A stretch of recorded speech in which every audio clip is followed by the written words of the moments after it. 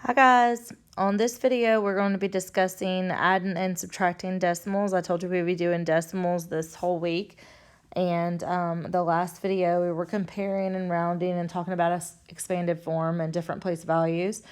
On this one we're going to be solely focused on addition and subtraction, so you're going to see words like sum and difference, and we'll talk about those when we look at these questions that I'm going to go over now.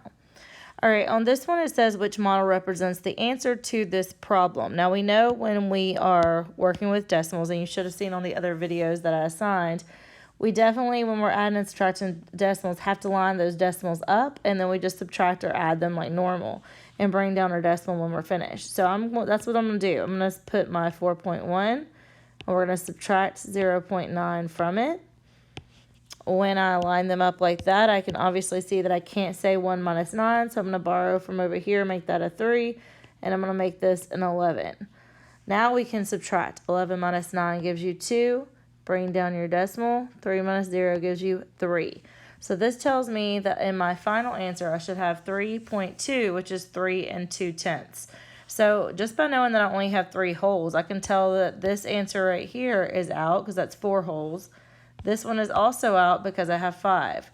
All right, the first two answer choices both have 3 holes, so I know that's a possibility. But when I look at what it has shaded in the last one, this one right here only has 1/10 shaded.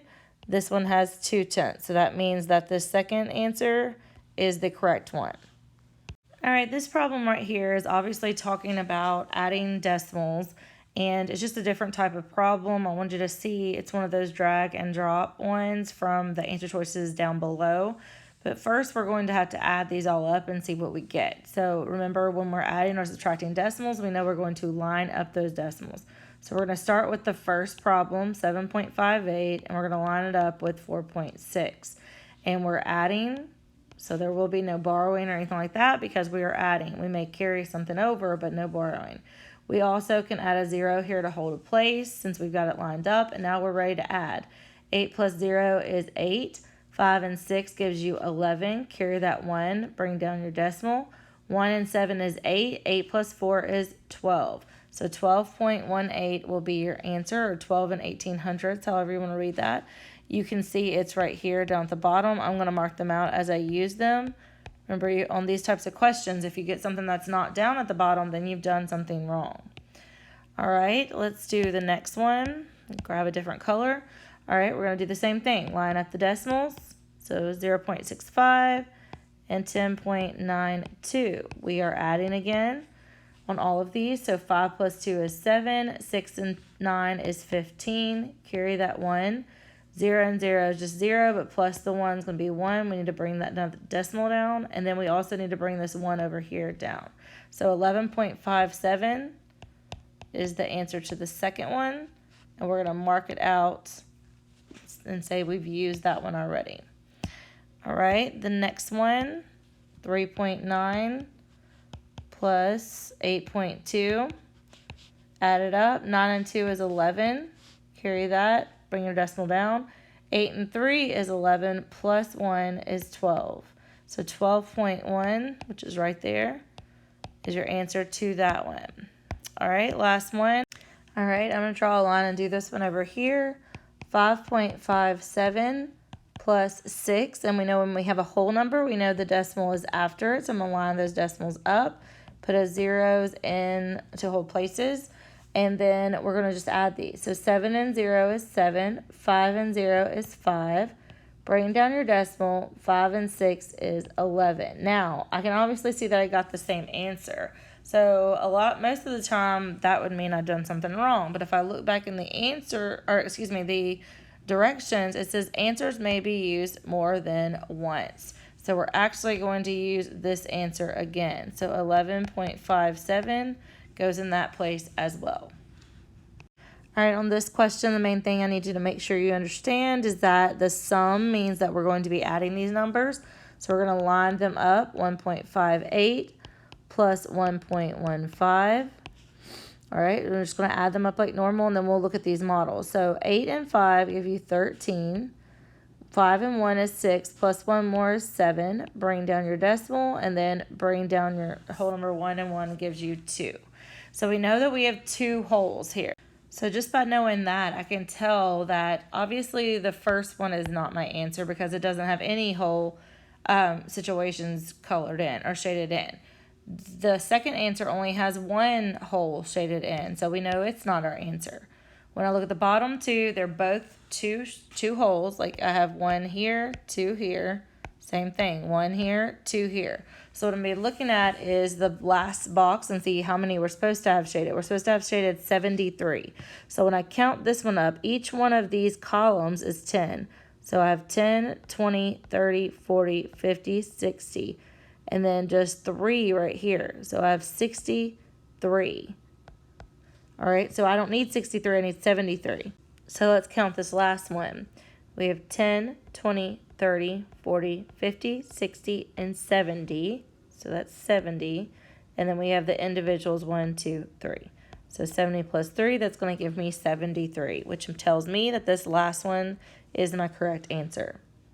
All right, so some of these problems that you're going to have are going to be word problems, and you have to read them and decide what are you supposed to be doing with them. So let me read this to you and kind of read along with me, and then we'll decide what our operations are going to be. So it says Christina spent $11.17 at the bookstore, $7.80 at the coffee shop, and $6.09 at the post office.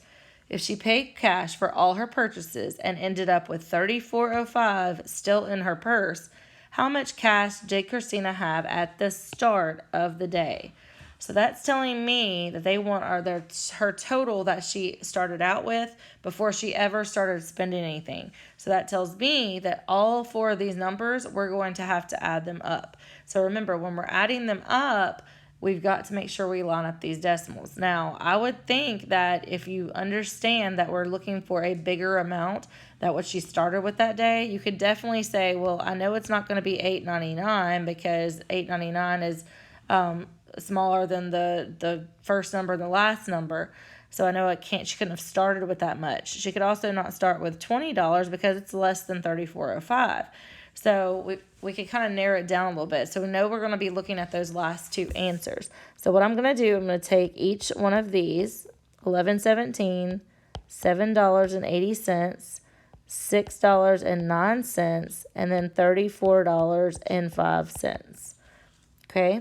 And we can add all of those up. Now, we know that we could take them a couple at a time and add those together and then add the totals together. You could do different things. There's different strategies that you could do, just knowing that you're adding up all these numbers. So you could take 2 at a time, add them up, and then add your totals up. You could add the first 3 up and then add that last number to it. It's totally up to you as far as that goes, but we should still get the same answer as long as we're just adding. All right, so if I'm looking at this last digit, this last place value here, we're looking at 5 plus 9 is 14. 14 plus 7, that's going to give you 21. So I'm going to put the 1 here, and I'm going to carry the 2. 8 and 1 gives you 9. 9 plus 2 gives you 11. So I'm going to carry that 1 here. So I'm kind of seeing what maybe my total will be just by seeing the cents, but we're going to check it all the way. So we're going to bring down that decimal. Then we're going to say 1 and 1 is 2. 2 plus 7, 9. 9 plus 6, 15. 15 plus 4, 19. So we're going to put the 9 here and carry the 1. 1 and 1 is 2. And 2 plus 3 is 5. So $59.11 is what she started out with before she ever spent any money. All right, this is kind of similar to the last one in the case that you're going to be adding these amounts up because they're wanting to know how much he spent. All right, we're not including tax, so we're just going by the amounts that are on the menu. So we have to see what did he order to start out with. All right, so 2 hot dogs. So we look at the hot dog. A hot dog is 85 cents, so I'm going to write 85 twice. Of course, you can multiply that times 2 and get that number if you wanted to. All right, then we're French fries, which is 95 cents. And then a milkshake, which is 75 cents. Okay, so those are the only 3 things that I'm looking at, and the reason I have 85 written twice is because it said 2 hot dogs. All right, we're going to add this up together to figure out how much they spent. So I have 5, 10, 15, 20. Put 0 down, carry your 2. 8 and 2 is 10. 10 plus 8 is 18. 18 plus 9, 27. And 27 plus 7 is 34. So that means I'd put my 4 here. And then these are all really technically zeros. So when I carry my 3, that's all I'm going to have here. And then I'm bringing down my decimal. All right? So $3.40 is what they spent. Now, you could do that same thing as last problem. You could do it in chunks. You don't have to do all of that at the same exact time. You could do the 85 and 85 and get that amount, and 95 and 75 and get that amount, and then add it all together.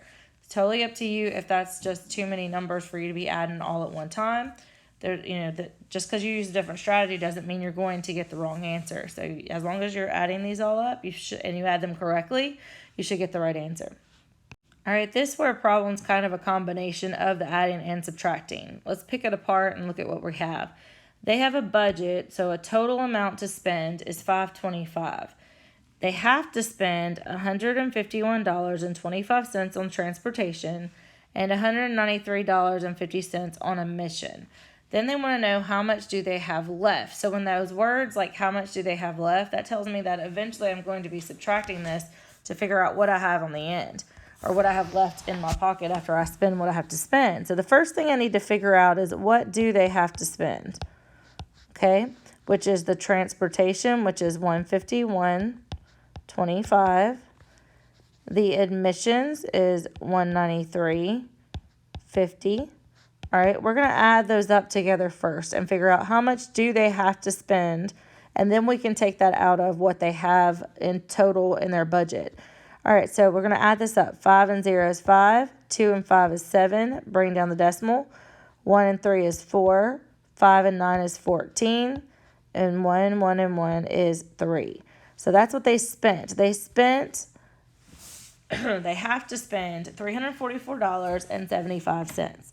All right, so what the question is to find the final answer is what would they have left? If they spent $344.75, how much of their money would they have left? So what they have is $525, okay? We're understanding the decimals at the end because it's a whole number. We're going to line up what they already have to spend. Now, in this case, I know I'm going to be subtracting to figure out what they have left. So I've got to put these zeros here to hold a place because I can obviously see that I'm going to have to do some borrowing. So to start that out, I'm going to borrow, because I can't do 0 minus 5, so I'm going to borrow from the 5 and make it a 4. I'm going to make this a 10, but then I still am having to borrow, so I'm going to make that a 9 and make this last one a 10. Then I can say 10 minus 5 is 5, 9 minus 7 is 2, bring down my decimal, 4 minus 4 is 0. Now, once again, I can't say 2 minus 4, so I've got to borrow from the 5, make it a 4, and I'm going to make this one a 12. 12 minus 4 is 8, and 4 minus 3 is 1. So 180.25 is your correct final answer. All right, you could also, I know if we were in class, some of you would say, well, can I just go through, once I figure out what they have to spend, can I just go through my answer choices and think about what would give me 525? You could. You could also use a little bit of a common sense and think about if we're ending up with 75 cents here, and we have a total that's a whole dollar that doesn't have any cents left, I've got to have one of these answers that have 25 cents in them. So I could at least narrow it down to those two, and then I could do that checking and say, okay, well, is 180.25 plus 344.75, does that give me 525? And you would have found out that it does. And then you could have tried the last answer choice, and it would not have worked out. All right, this is another word problem, and I gave you several word problems because I wanted you to see the application of adding and subtracting decimals in real life, maybe something that you'll actually use. So let's start and look at this and see what is it asking, what are we having to do for it. So it's kind of similar to the last problem we did. She is again dealing with a budget of $95. She's saying she's spending $35 on the cake, $10.25 on drinks, and $12.50 on paper goods. Now she wants to know what's the most she can spend on decorations. So that's again telling me that I need to figure out what she's spending already on the cake, drinks, and paper goods, And then I'm going to add that up, and then I'm going to subtract it from her budget of $95 and see what we have left, okay? So first thing I'm going to do is line up the decimals of what she is spending. So $35, $10.25, $12.50. All right, when I do that, I say 0, 5, and 0 gives me 5. 0, 2, and 5 gives me 7. Bring down my decimal. 5 and 2 is 7. 3, 1, and 1 is 5. All right, so this is what she's already spending. Okay, to figure out what she's going to have left to spend on decorations, we have to subtract. So we're going to take that $95, and again, I'm putting a decimal after that whole number, putting my zeros, because I'm about to put $57.75 underneath it, and I know that I need those zeros. All right, we're going to have to borrow, so we're going to borrow from the 5 and make it a 4. We're going to make this a 10, only to make it now a 9 because we have to borrow for the last one. 10 minus 5 is 5. 9 minus 7 is 2. Bring down your decimal. All right, I cannot say 4 minus 7, so I'm going to have to borrow from this first number and make this a 14. 14 minus 7 is 7, and 8 minus 5 is 3. So that means that she has $37.25 to spend on decorations.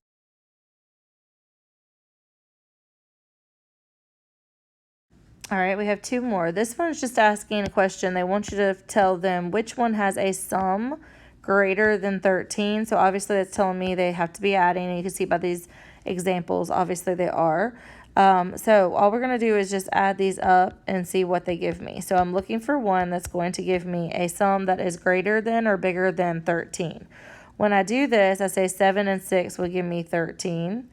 Carry my 1, bring my decimal down. 7 and 5 is 12. 12 plus 1 is already 13. So 13.3 or 13 3/10 is definitely greater than 13. You could see if we tried the other ones. I'm going to do them really quickly. 7.4 plus 5.2. If I added this up, I bring my decimal down. I get 6 over here, 12 over here. So not my answer. All right, if I tried the next one, 4.7 plus 7.6, I would do 7 and 6 is 13. Bring down my decimal. 7 and 4 is 11, plus 1 is 12. So still, again, not greater than 13. And the last one, 4.4 plus 8.2. All right, 4 and 2 is 6, and 4 and 8 is 12. So none of those were greater than 13 except for the first one. All right, this one's just a review of the place value again, expanded form. I just wanted to review it with that because there will be one question on your Mastery Connect that's similar to this. So I just want you to make sure you look at these. This would be a drag and drop situation, but I'm just going to fill in the blanks. So you just look at each number. The 1 is representing, it's in the 10th place. So I know I need the 1/10, so it would go here. The 7 is in the 100th place, so we know we need this one right here. And the 4 is in the 1000th place. It's 3 places after the decimal. So I know I need the 1 over 1,000. I wouldn't use any of the whole numbers because I don't have any whole numbers. If we look at it, all I have is 0. So there wouldn't be any whole number place value. So I couldn't use any of these 3 because they all represent a whole amount. All right, that's it for this video. I want you to make sure you watch the other videos, and then you have a Mastery Connect assignment. So please get that finished, and then I'll see you tomorrow on Google Meet from 12 to 1.